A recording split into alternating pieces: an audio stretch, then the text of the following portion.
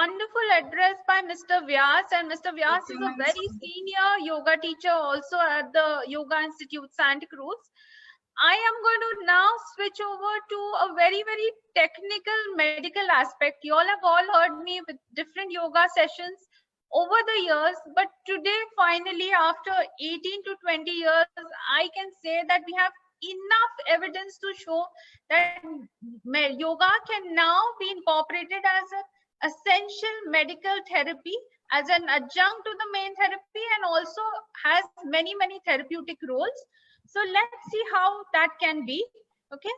So there is a complex mechanism of yoga practices. Okay. It would affect the humoral factors, the nervous systems, the cell trafficking, and the entire bioelectrical mechanism. So let's begin with the most common thing, which is stress. And when we look at stress, if I ask anybody who is not stressed, anybody who put up their hand would be lying. But what yoga actually enables us to do is to deal with that stress better. It equips our mind, our body, our entire system to handle stress better. And there was a beautiful research which was done on alcohol dependency. In this study, they showed that there was a decrease in the secretion of cortisol, which is the primary stress hormone. Also another beautiful study which was done. I've said share all, so it is in fact asking me, do you want to stop share? And I've said no. Rita ma'am, please mute yourself. There was also another beautiful study which speaks on rapid stress reduction. This was especially amongst women, and we all know that women have very, very high stress levels. And the mechanism it was done was by testing their salivary cortisol. And just at the end of a very small, just a 90-day yoga practice period, they showed significant reduction in stress, in anxiety, fatigue, and depression. So which means we can say that typically it is a great way to handle all these day-to-day life circumstances. Today morning in another address, Hansaji really spoke very well that women often give very little time to their own selves. They take a lot of care of their families, friends, children, but devote very little. And that is why anxiety among women is extremely high. And yet another study actually showed that yoga helped in reduction of this anxiety and stress. And again, it also overall helped in improving the quality of life. Okay. So most of the anxiety depression studies were on women, and it showed some significantly beautiful results. Okay. Also, yoga can be used in adjunctive treatment for post-traumatic stress disorders. And in this COVID time, which is a difficult time where so many people are jobless, there are economic losses, there is an economic burden, people are depressed, definitely it is one of the most most effective therapies. Gyms are closed, parks are closed. So all that you have to do is get yourself motivated, take your mat and do your practices regularly. Even smaller doses of practice help, but definitely chronic practice, which means daily on a sustainable basis, on a regular basis, definitely has some brilliant effect on reducing post-traumatic stress disorders. And the study beautifully states that. Okay, so what are some of the asanas one can do? You look at the different pranayams which a lot of our students have prepared, our practicing dietitians have prepared. The forward bending asanas inculcate the feeling of vairagya, which means to let go, and they really help. Asanas like the cobra pose or the bhujangasana actually open up your chest. They are also called the Aishwarya Bhav asanas, which give you a lot of strength. So even if one is feeling very low and down with depression, it suddenly picks you up and makes you feel really good. So just a change in attitude. And if you see a depressed person, he's always down with his shoulders falling and drooping. Just he hasn't told anybody he's not so well, but automatically the other person knows he's not so well. So just picking up your shoulders and pushing it back, and asanas like Bhujangasana brilliantly pick and make you feel much better. Okay. Yoga may also reduce inflammation, and today we know right from cancer, diabetes, a lot of things also revolve around inflammation.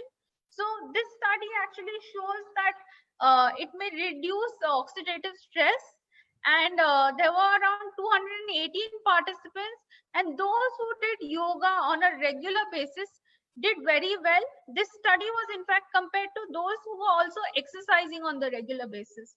And we got this very nice question that what is the difference between yoga and the gym, which is better? So I wouldn't say doing resistance exercise is a wrong thing. We do need it, but when you do yoga, you're also involving the mind, your body. So it's a whole complex system of exercise which makes you feel much better.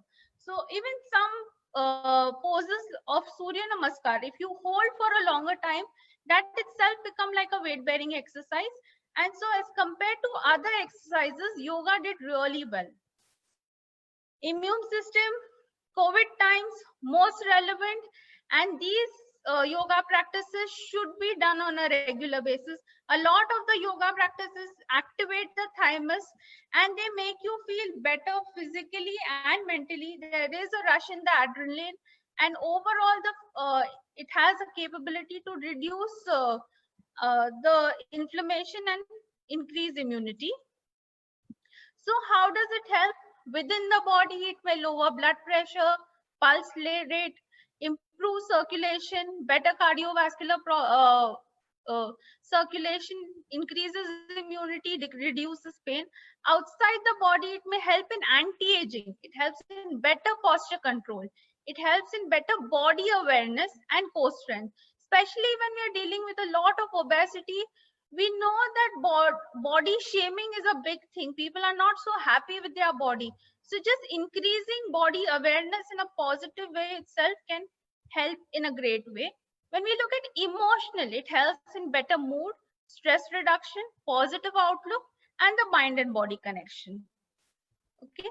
Parkinson and dementia increasing rampantly, and simple forms of yoga like the pranayam, the asana, the regular chanting, each of them have different facets on the brains. They help them form new connections through stimulations and neuroplasty, and overall may help in better management. So you can't say that Alzheimer disappears, but it helps in retarding or at least stalling the progression of the Alzheimer's and the Parkinson's. So it is a very important take home over here. So also very beneficial in cancer survivors. This was a Swedish study which was done, and these women had undergone a targeted yoga program, and they saw that there was reduced inflammatory activity throughout. Okay, this is the study. It's a very beautiful study. Also, overall, when we talk about yoga interventions and inflammation, it talks about how there is a reduction in the serum IL-6 and the CRP levels as compared to regular medical treatment. So all this while we only said that yoga was an adjunct, but today it in some of the cases it actually shows it has worked faster than medicine and can be a very effective medical treatment. Okay. All right. Yoga improves cardiodiversity. It helps in overall health, reducing several heart risks. In patients who are 40 years and above, it showed that it reduced lower blood. It helped in lowering the blood pressure and also reduce the pulse rate. This is my own study which we had done at the Yoga Institute Santa Cruz. It's spoken on the reversal of heart disease. Only after 20 years today we are talking about reversal of diabetes, but this study was done way back in 2003, and in the study we actually demonstrated that there was a proper reversal of diabetes as well as the entire blockages were either status quo or there was also reversion of the blockages. So it is again very effective. Yoga and diabetes works at several platforms, including behavioral change, psychological change, and physiological change. And all of them actually help patients with diabetes. Okay. Yoga also improves quality of life, especially for our very sick patients, terminally ill patients. It can help in cognition and quality of life.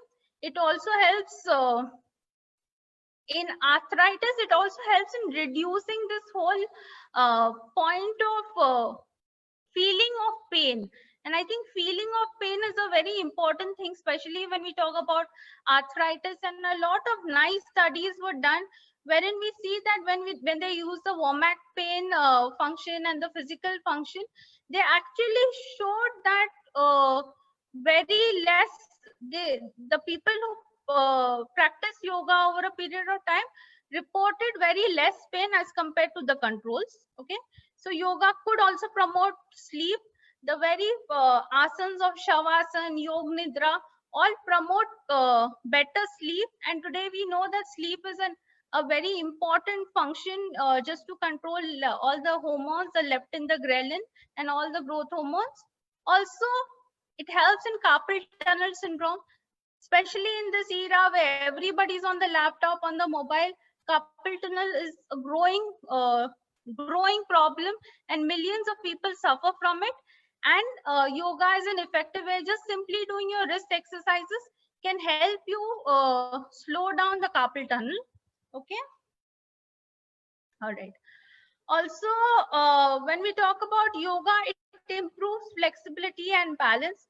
Both of them very important for athletes. So here is a study of college athletes, and just in an impact of 10-week study, they saw that without adding too much of injury, it actually increased the range of movements. The kinetic chains were optimized, and new movement options became possible.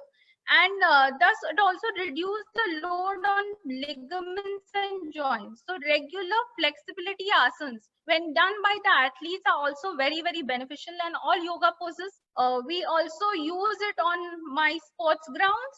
For all the football players, we give them these visualization exercises, these meditation exercises, wherein they are able to see their goals much more clear.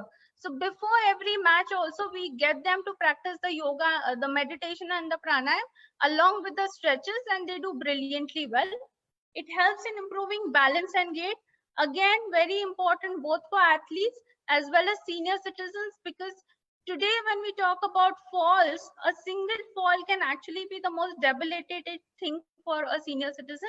So yoga helps in improving this balance and gait. Pranayam helps in improving the breathing. It helps in increasing vital lung capacity. Very, very important, especially during COVID time. We need to keep our lungs healthy, and breathing is extremely important. This was a study which was done on 287 college students, and they did really well, and they also had very good athletic performances due to better lung capacity. Yoga increases mindfulness and weight loss, and just simple techniques of eating mindfully.